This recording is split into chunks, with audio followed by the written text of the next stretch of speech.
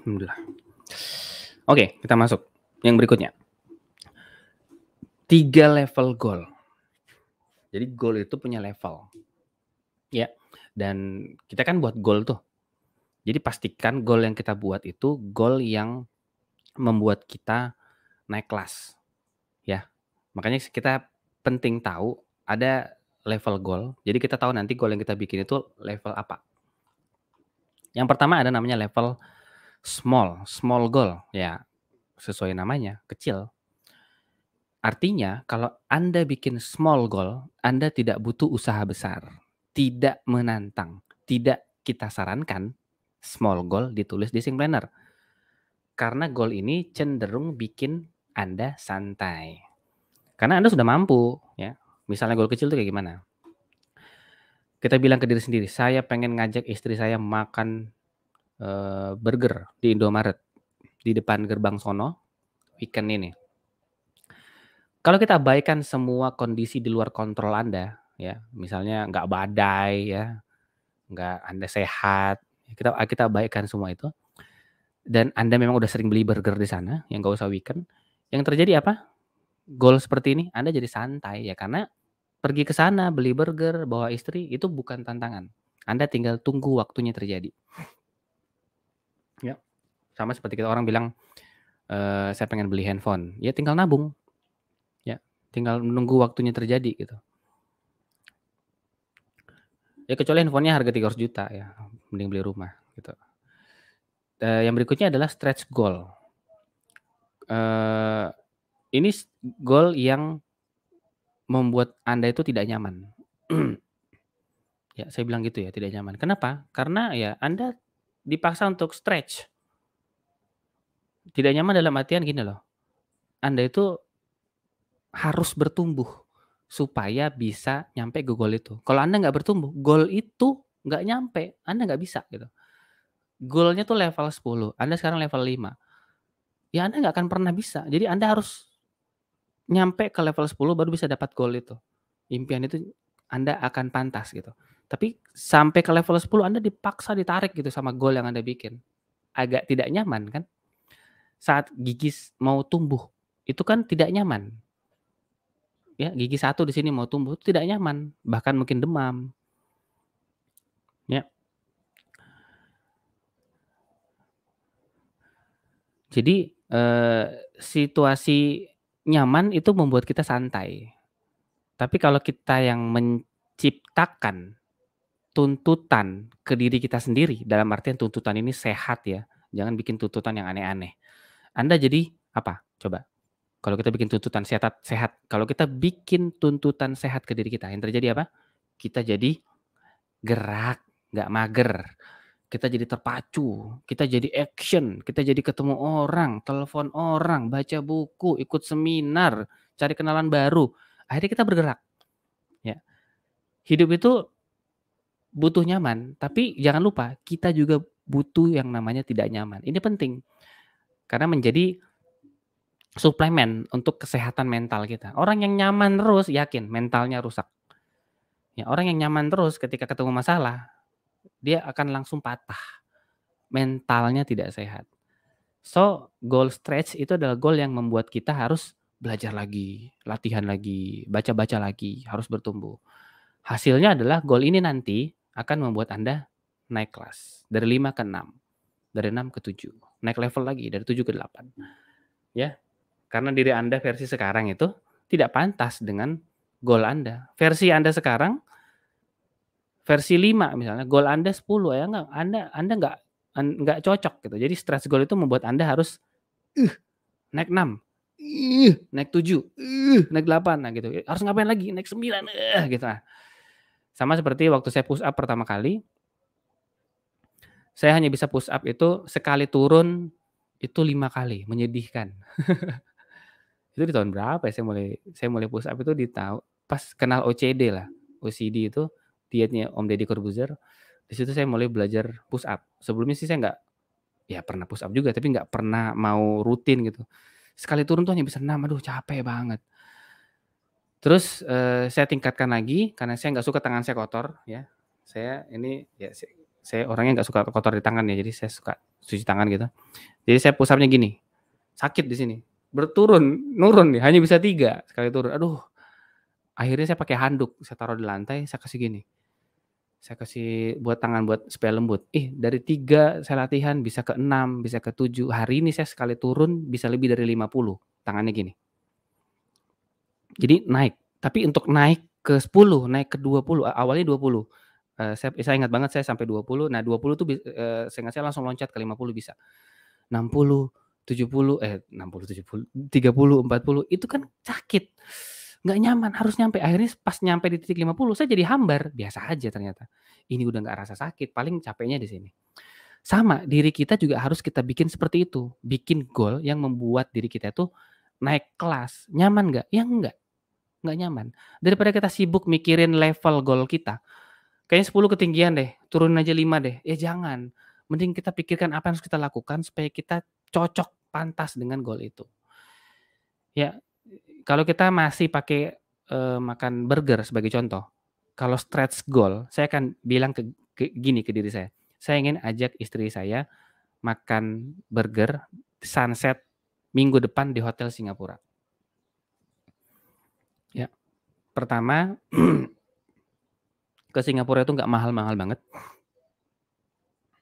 Ya, bisa diusahakan dalam waktu 1 minggu. Kemudian, hotel di sana kita bisa cari yang, nyaman.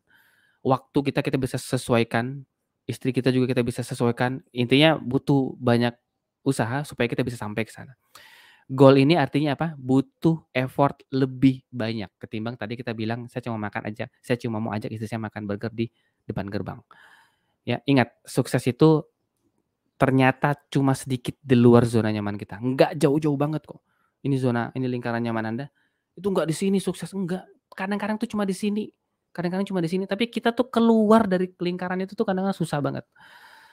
Saya butuh menabung lebih banyak pekan ini ya, sedikit memaksakan minta cuti, misalnya kalau saya karyawan, sejenak nahan diri, tega ninggalin anak-anak atau saudara, jadi tidak nyamannya lebih banyak. Jadi kalau Anda ingin bikin goal, Anda jadi harus melakukan sesuatu agar goal itu tercapai, Anda harus merasa bahwa, "Aduh saya kok harus gini ya? Aduh harus gini." Itu namanya stretch. Clear ya? Ya. Ya, aduh aduh kok kayaknya nggak enak banget, nggak nyaman banget sih telepon-telepon orang, ngajak ketemuan, aduh kayaknya nggak enak banget sih nawarin produk ke orang, itu namanya stretch goal. Itu stretch goal. Jadi kita membuat diri kita keluar dari hal yang kita nyamankan dan ternyata hal itu setelah kita breakdown itu malah mendekatkan kita dan mimpi kita. Nah itu stretch goal. Yang terakhir kita sebut sebagai delusional goal. Ini goal yang berada di garis Anda. Ya, goal ini berada di atas garis Anda dan di atasnya itu jauh banget. Jauh banget. Secara singkat, ya saya bisa bilang mungkin kita bikin goal yang melawan hukum alam atau melawan kondisi Anda. Ya, Anda nggak boleh bikin goal yang melawan fitrah. Misalnya, saya bercita-cita pengen nanti menjadi manusia yang tidak perlu oksigen. Ya, ya,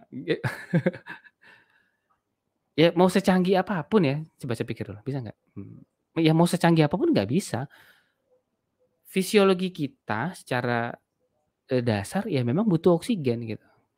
Anda mau bikin tubuh Anda melakukan adaptasi fisiologi seperti apa, sehingga nanti suatu saat tubuh Anda tidak butuh oksigen, ya nggak bisa. Otak, otot, sel, semua butuh oksigen.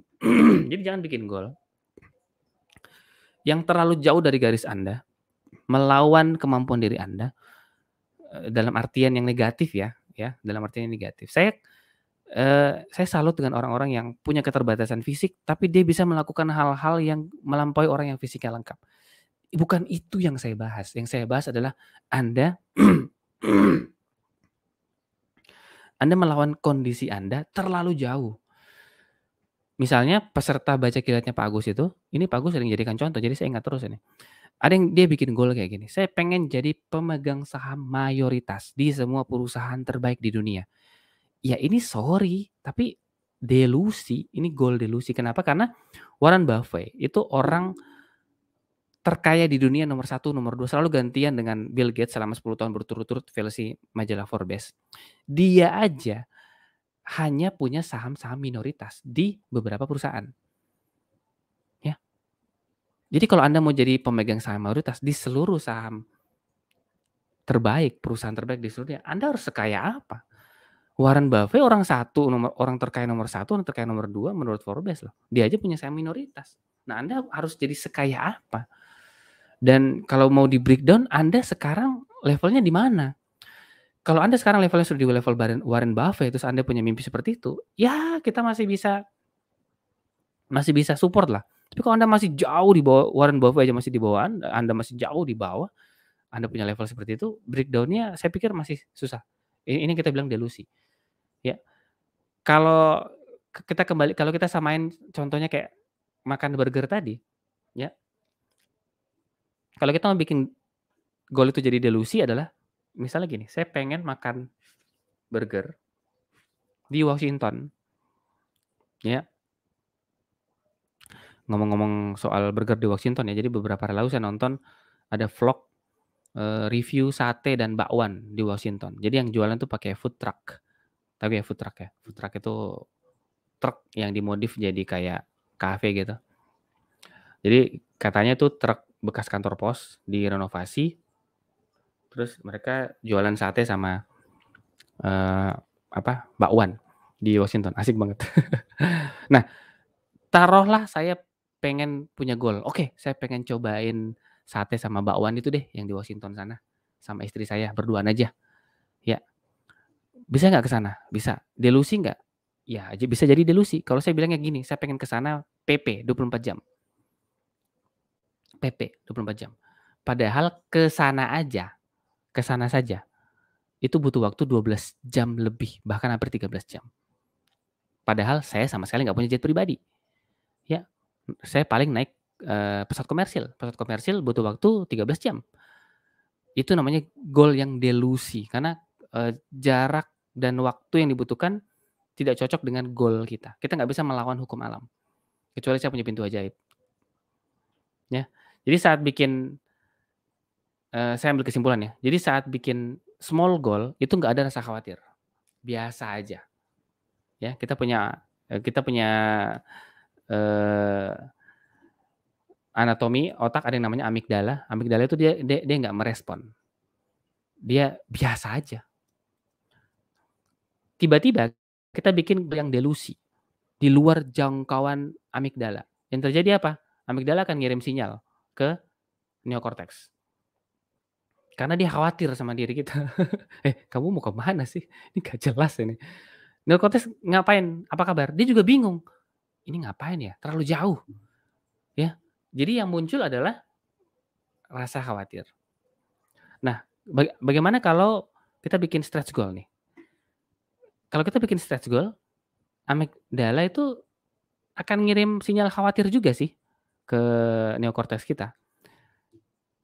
Ini adalah ajakan dari zona nyaman nih, gimana nih, kayaknya mengkhawatirkan, tapi neokorteks dia excited karena dia mikir, ini ketika di-breakdown step-stepnya masuk akal kok, bisa bisa. Jadi apa yang kita rasakan ending-nya? Ada worry, ada excited. So kalau Anda bikin goal, cek perasaan Anda. Apakah full worry semua? Atau ketika Anda bikin goal, nggak ada worry sama sekali? Nah itu berarti small. Terus ketika Anda bikin goal, muncul worry, muncul excited. Nah itu stretch goal.